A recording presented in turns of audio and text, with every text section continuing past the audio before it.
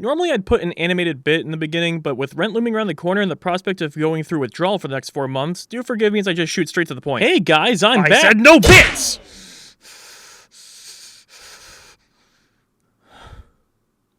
I should probably take care of that body. Oritech is a mod made by Rearth. This mod aims to be a tech mod with animated machines and diverse processing options. It just recently hit 1.0 a day ago at the time of this recording, and since it's been recommended to me a few times, I figured I'd do what I do best. Give it a good look, talk about the good, the bad, and my overall thoughts, as well as a new segment where I talk about how to utilize this mod in mod pack creation. So go ahead and sit back and relax and get ready to enjoy the show. Also, consider hitting that like and sub button. If we hit 100,000 subs by the end of the year, I will play Gretchen New Horizons to completion. Or don't. I mean, hey, you do you. I'm not your mom. Let's pull out that wrench and observe the good bits.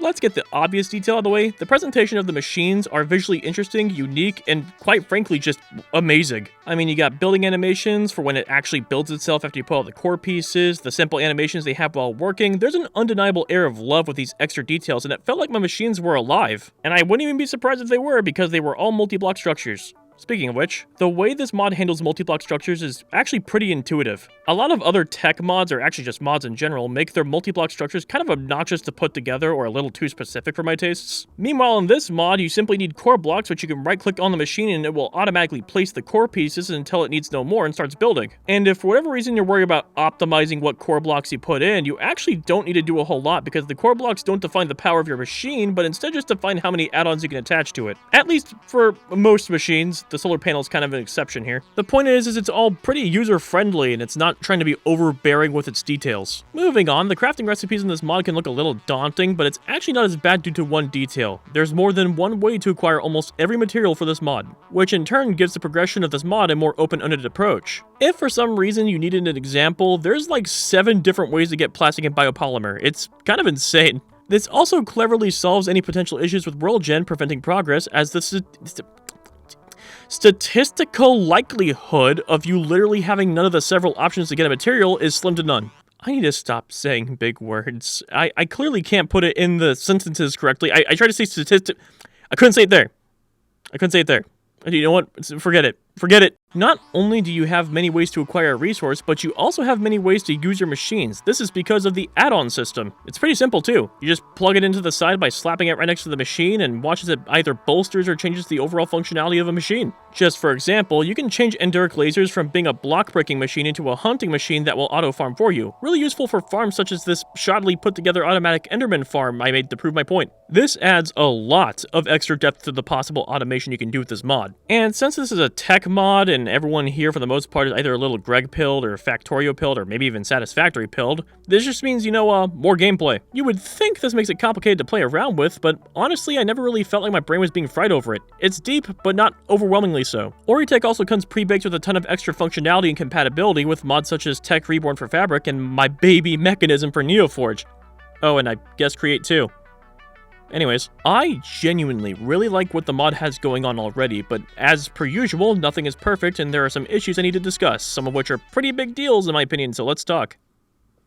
Let's start with probably the biggest problem this mod has. The early game is pretty much non-existent just due to the resource requirement to get started. The quantity of metal required for anything is more than the economic output of both the US and Europe combined. You practically need Fortune 3 to approach this mod. Why is that, Mr. Bottom Dweller? I'm glad you asked, disembodied voice. Iron and coal are required for steel, and every starting machine requires enough to need almost a stack of iron and coal. For example, the foundry requires almost entirely steel for some reason, and even the subcomponents of it requires a good amount of steel. So just taking a little glimpse here, this roughly shakes out to what I presume to be over a half of an entire stack for each. Oh, I guess now's a good time to tell you that the crafting recipe for steel is 2 coal ingots and 2 iron ingots, and you can do that with your bare hands. That's important for something we'll talk about later. You want the foundry because it cuts the steel recipe in half, requiring a 1-to-1 ratio. So you make the foundry, and then just when you think you're done, you actually need a pulverizer to cut the steel recipe in half because for some reason the foundry requires coal dust instead of coal. Even though you can craft a steel ingot with 2 iron ingots and just 2 normal coal bits in your bare hands, the machine requires extra bullshit.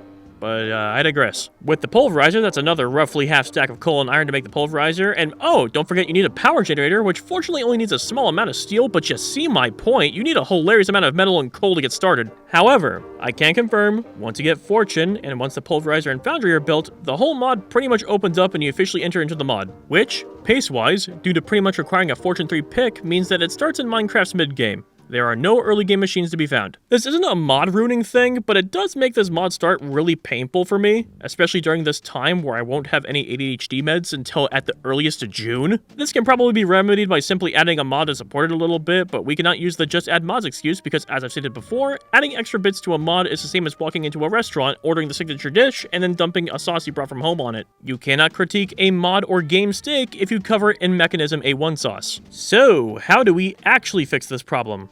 Well, there's really two ways to go about it. You can either simply cut down the steel requirements on the recipes of full machines in half, replacing the void left over with copper, as most of the machines look to be made of it, which, in turn, doing this would allow for a faster startup, or, alternatively, a more creative way to fix it would be to allow the foundry to go ahead and use coal instead of coal dust for steel, instead making the dust version give you an extra steel ingot as a reward for going the extra mile. Basically making the pulverizer optional for the steel recipe, but still making it worthwhile. Maybe it's a little goofy, but I'm just shooting an idea out here, better to offer solutions than complain and walk off. I think doing that would just make me kind of a piss poor critic to not offer some solutions. Moving on, the mod doesn't provide a guidebook of any kind, though it has Oracle Index support. Oracle Index, by the way, is a pretty good mod also made by Wirth that pulls information from the modded MC Wiki to provide information on mods in one HUD piece instead of numerous books. And don't get me wrong, having support for this is definitely appreciated, though due to rules we just discussed, I can't really take this into account as being a provided guide because it's explicitly in another mod that was not made a requirement for Oritech. So due to this detail, I have to dock the mod points for not having a guidebook to inform the player. Any tech mod or magic mod with a lot of mechanical depth should always provide a way to learn about it without the requirements of outside help. And it's not like this is an egregious ask, a lot of modern mods provide this, Create being a solid example of a good one with its ponder system. Sure, the mod page itself says its online documentation is extensive, but would you rather have the mod provide this information to you without any external input on your half? Or would you rather constantly switch between your game and a wiki? Speaking of wiki, that extensive documentation statement is, it's not accurate. The pages are sometimes a single paragraph long and don't even offer you the crafting recipe for the machine, meaning that JEI is a requirement to even see the recipes, and there's plenty of machines with add-on slots as well that don't get documentation for what the add-ons do for it. So even the provided external source isn't exactly getting a passing grade. Now, I know someone is going to tell me older mods didn't have guidebooks, so let me clarify that I didn't excuse it then and I don't now. It wouldn't kill this mod to have a handbook for the player. Another issue I ran into was the block destroyer, or the destroyer block, either the wiki is wrong or the mod is. I could not for the life of me get this to work. Did what it asked, provided an empty rectangle made with machine frames, yet it said I didn't do it. I tried this for a while before I gave up, so I'm not sure if there's just a bug going on here or if I missed a step somewhere, but I can say with the utmost confidence that whatever mistake there was, I didn't notice the mistake. Also, bedrock extraction is really cool, but it's also incredibly rare to find the resource nodes. I literally nuked the entire underground and only ever found one, so, you know, good luck. Then there's this minor complaint I got. There's no creative tab for this mod.